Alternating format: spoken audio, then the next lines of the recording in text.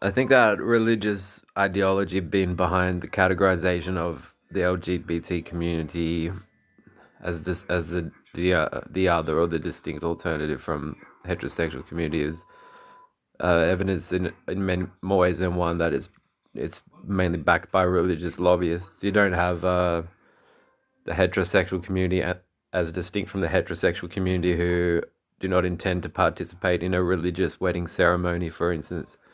um, really addressed as a demographic. You also have a community where there are, well, lesbian women and gay men just will not attract to each other, and they're lumped in the same community. But then you also have religious people admitting that, or even bragging that,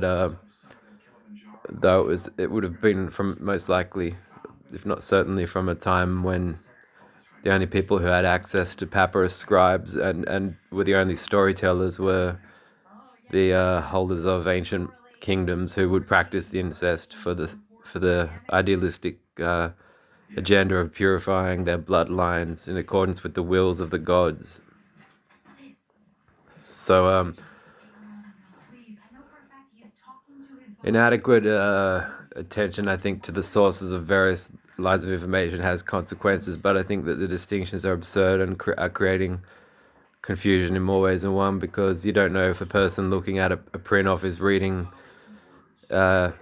think that these sorts of reports should not just say who is sending them, but what their credentials were, as well as you can then check their reference and find out how and why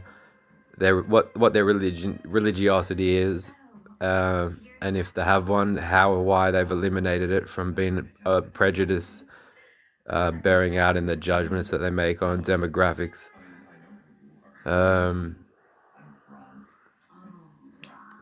There's other oddities, for instance, like the way you'll hear families spoken about when it comes to, you often hear disorders get broken down in talk to, oh, it's just genes, weak genes in the family, weak genes in the family. But then you read for instance, the bisexual community talked about in exactly the same lingo, more nervous breakdowns, and it's like, well, it's exactly the same sort of phraseology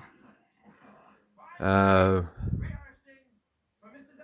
as they use when just saying, well, this is a family with Down syndrome, so don't get them down. Except you obviously know that if that applied to bisexuality, then every member in the genetic family unit of a family would all be bisexual as well. Or else the current ways in which genetics and health status are tied together in the common tongue is fallacious and most likely tethers back to religious homo dreams of Roger Toll, thinking that it would be an ideal time after he'd fingered his mother in Launceston or in Bredon or Hobart, and become the mainland appointer of enforced homosexual rules. If he could just channel and travel across the Bass Strait, is it? I think, Roger.